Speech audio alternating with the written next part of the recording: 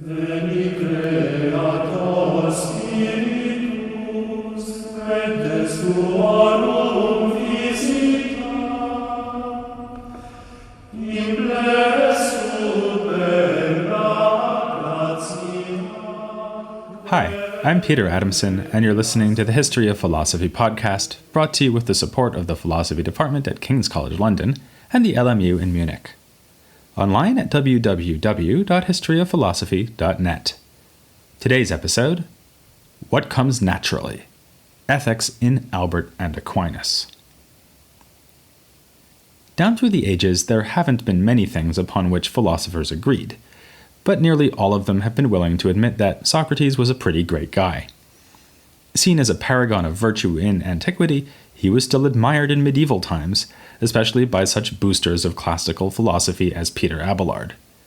Nor was Socrates the only hero of pre-Christian times. There was Cato, for instance, who heroically killed himself when Julius Caesar destroyed the Roman Republic.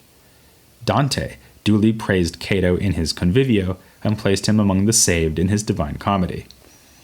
Likewise, the 14th century English thinker Robert Hulcott allowed that Socrates was saved and given eternal life.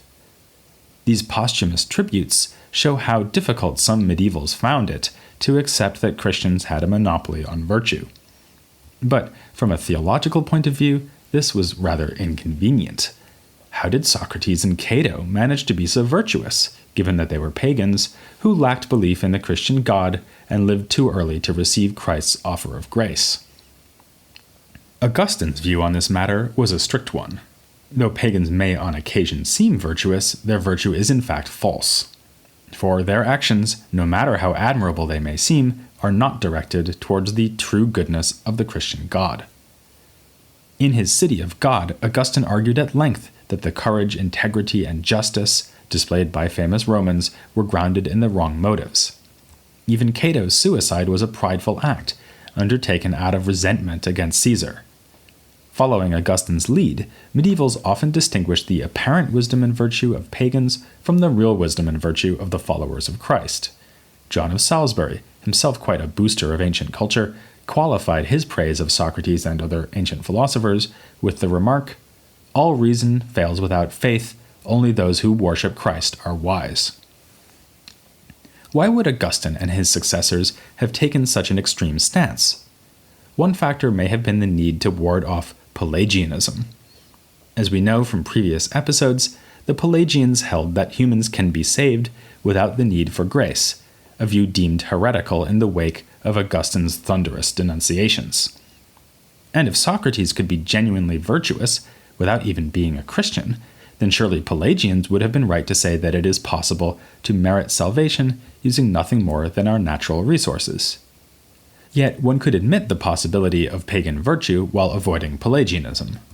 It is one thing to say that everyone will, if left to their own devices, sin at some point or other, and another to say that no one can ever be truly virtuous without God's help. So we need to seek a deeper explanation of the medieval denial of pagan virtue. The Augustinian position was not based on simple opposition to Pelagianism, but on the conviction that God is the source of all goods in human life and the ultimate goal of all good human action. This is why we see early medieval thinkers giving God at least part of the credit for every case of human virtue. In that indispensable textbook of the medieval universities, the Sentences of Peter Lombard, we read that virtue is a good quality of mind that God alone works in us. There's a parallel here to the Augustinian theory of knowledge. We've seen how medieval proponents of the illumination theory argued, again following Augustine, that God must be somehow involved every time a human achieves genuine understanding. Likewise, on the ethical front, divine help was needed if humans were to be capable of genuine goodness. It was often said that virtue is infused into the human by God, much as the mind is illuminated with knowledge by the divine light. A good example is Philip the Chancellor, whose ethical teachings we looked at back in episode 229. He shows his Augustinian credentials by suggesting that all real virtues come from God. Natural virtue, such as was possessed by the pagans, would not be virtue in the true sense of the word. Philip also calls this natural kind of moral excellence political virtue because it is expressed in our this-worldly life and in our dealings with other people, rather than having to do with our relationship to God.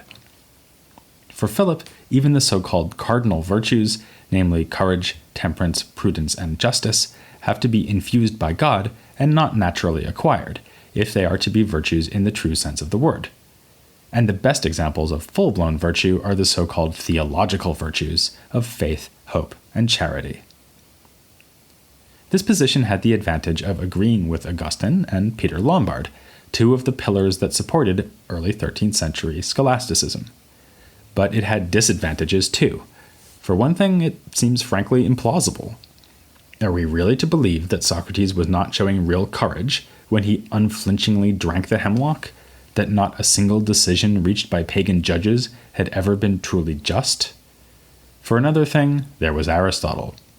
As we also saw in episode 229, it took a while for his Nicomachean Ethics to become available in a complete Latin version. Once it did, the medievals were confronted with Aristotle's lengthy and sophisticated explanation of how virtue is acquired through moral education, which leads to the cultivation of good habits.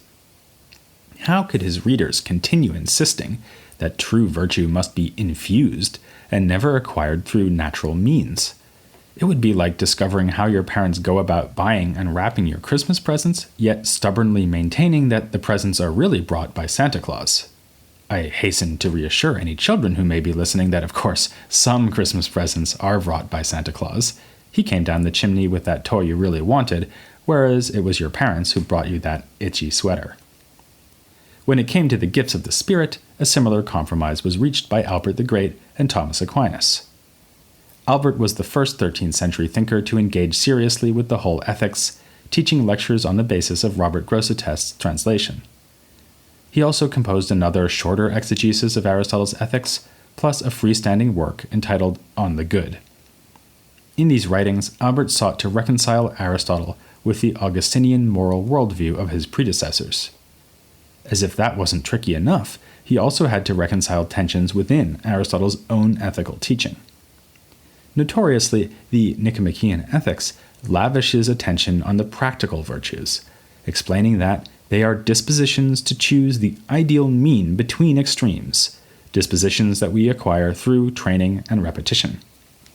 Then, in the final book, Aristotle adds that pure contemplation is to be preferred to virtuous practical activity. Is he telling us to spend our time doing philosophy in addition to being practically virtuous? Or telling us to forget practical virtue, if circumstances allow, and spend all our time contemplating? As we saw in the previous episode devoted to his metaphysics, Albert does think that humans achieve perfect happiness or beatitude through a kind of contemplation. It is a contemplation available to us in the afterlife, when the blessed will behold God face to face. That is impossible in our current earthly life, but we can start working towards that goal in the here and now. Like Santa, God knows who's been naughty or nice, and he'll reward the deserving. In this sense, Albert's teaching conforms to what we found in earlier medieval ethics. Like Peter Lombard and Philip the Chancellor, he tells us to be good for goodness' sake. Perfect virtue requires that when we perform good actions, we are striving to reach the perfect good, which is God himself. Albert here exploits an idea that was often emphasized in medieval guidelines for administering the sacrament of confession. Whether an action is sinful or not, and to what extent, depends on its circumstances. It may seem that helping old ladies across the street is always good, but if you help an old lady across the street because you want to impress the married person you are hoping to seduce, you aren't being virtuous. Likewise, our conception of life's ultimate end makes a difference to the goodness of our actions. If we just seek worldly virtue, that's less perfect than if we seek God. Albert still admits that worldly virtue is a kind of happiness, even if it is a lesser one. Where Augustine said that only false virtue was available to the pagans of Rome, Albert thinks that even a pagan can become genuinely, if imperfectly, virtuous. For pagans, too, can acquire the so-called political virtues through the process of habituation described by Aristotle. Furthermore, the happiness of contemplation can be achieved in this life. Such earthly contemplative happiness trumps the happiness of acquired political virtue, though it falls short of the perfect beatitude of the blessed in heaven. The upshot is that Albert's ethics envisions 3 possible degrees of human happiness, lying respectively in the life of practical virtue, the life of philosophical contemplation, and ultimately the beatific vision. The first 2 were already described by Aristotle in his Ethics, but the third is known only in Christian theology. Ideally, the lesser kinds of virtue and happiness are stages on the way to ultimate beatitude. Acting virtuously towards our neighbors is a kind of preparation and stepping stone towards blessedness. This nuanced theory, drawing together ideas from both Aristotle and the Augustinian tradition, was itself a preparation and stepping stone towards the more celebrated ethics of Thomas Aquinas. With Albert, he holds that our ultimate happiness can lie in the beatific vision alone.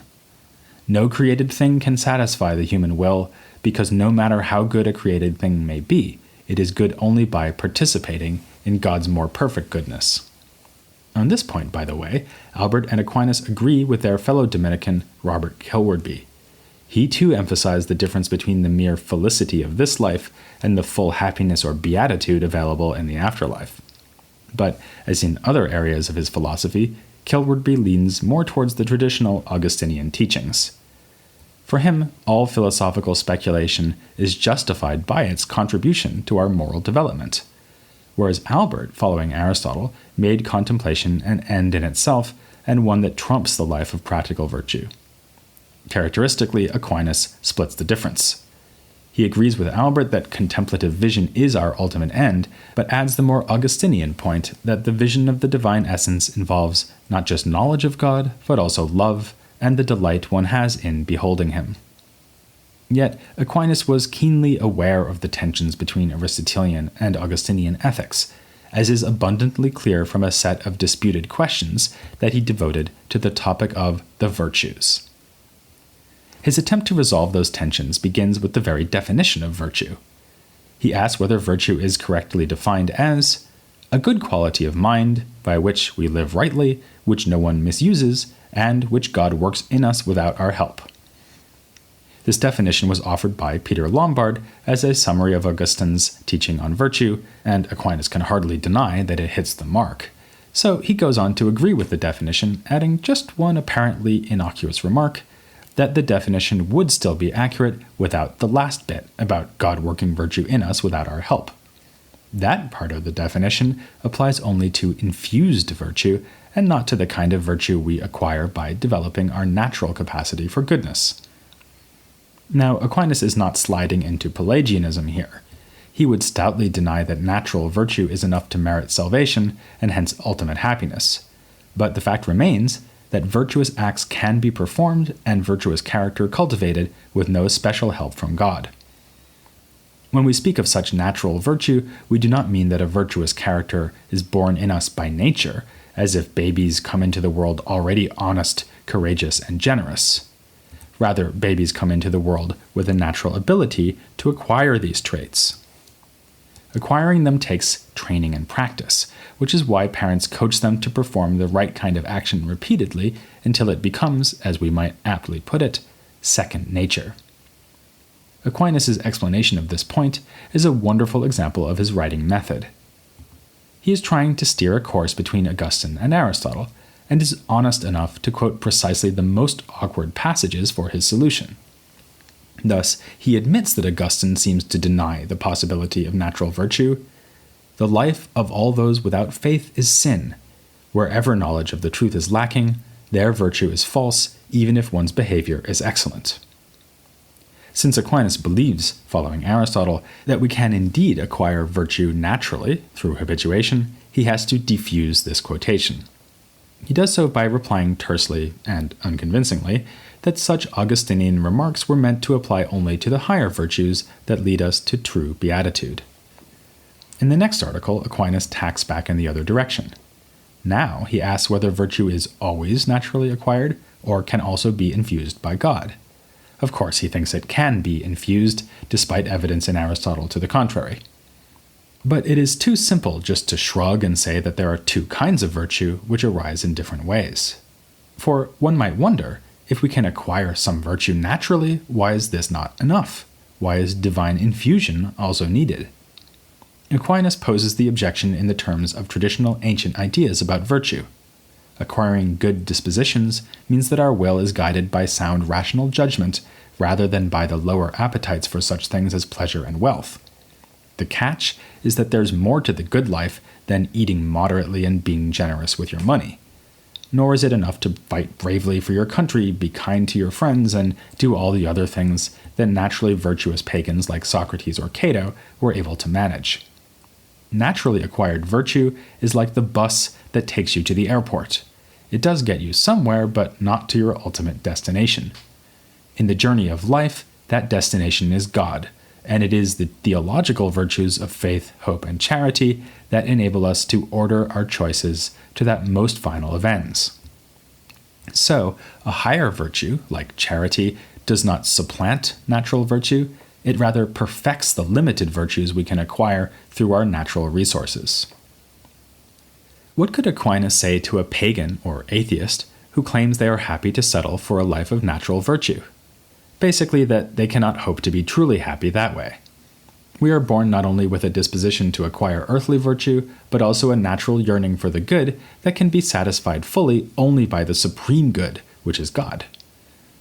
Like the airport shuttle, human nature points beyond itself, having the built-in resources to pursue and attain limited good, but the purpose and desire for unlimited good.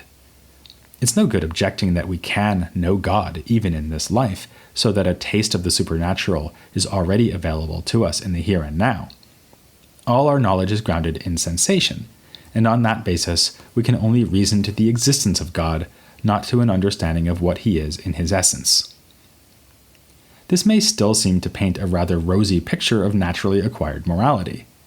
Aquinas doesn't seem to be coming anywhere close to Augustine's condemnation of pagan courage and justice as false virtue. Yet Aquinas would add a more damning point of his own. On Aristotle's own conception, a virtuous person is someone who has the habit of discerning and choosing the good. The well-behaved atheists and pagans aren't just falling short, but making a colossal error, one with moral and not just abstract philosophical implications. For they are failing to discern and choose God, the greatest and most perfect good of all.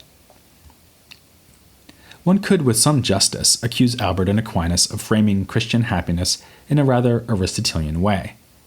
For both, contemplation in this life is better than virtuous practical action, and for both, the beatitude that some will attain in the next life centers on an even better sort of contemplation.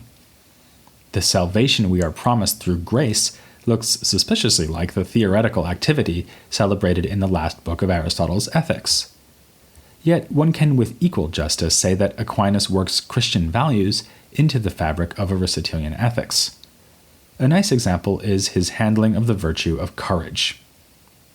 Aquinas follows Aristotle in thinking of the courageous person as the one who can face danger, especially death, with steadfastness. But this is praiseworthy only if one faces danger for the right reason. His favorite example of courage is the strikingly Christian one of the martyr who endures torment and death for the sake of his faith in God, whereas for Aristotle, the paradigm case was fighting bravely in war. This also helps to explain a feature of Aquinas' ethics that I haven't mentioned yet, which is that the virtues we can acquire naturally, like courage and justice, can also be infused by God. You might imagine God bestowing courage on a martyr who is faced by a gruesome death, without the martyr having had the long moral education needed to produce this virtuous character trait naturally. Before I let you go, I want to return briefly to a parallel I drew at the start of this episode between morality and knowledge. This is a parallel that Aquinas draws too. He points out the similarity between thinking that all knowledge is granted by divine illumination and thinking that all virtue is infused by God. In both cases, Aquinas moves away from the strict Augustinian position common in his day. Knowledge and virtue can both be acquired, with some difficulty, as the realization of naturally inborn capacities. But in neither case is it enough to have what comes naturally. Natural reason is enough for philosophy, but not enough for theology. The life of natural virtue is better than nothing, but infinitely inferior to true happiness. The same pattern plays out in another area of his thought, political philosophy. With his famous and influential conception of natural law, Aquinas once again seeks to give credit to human nature where it is due. And we're due to discuss that next time, as we place Aquinas' doctrine of law in the context of 13th century political philosophy, here on The History of Philosophy, without any gaps.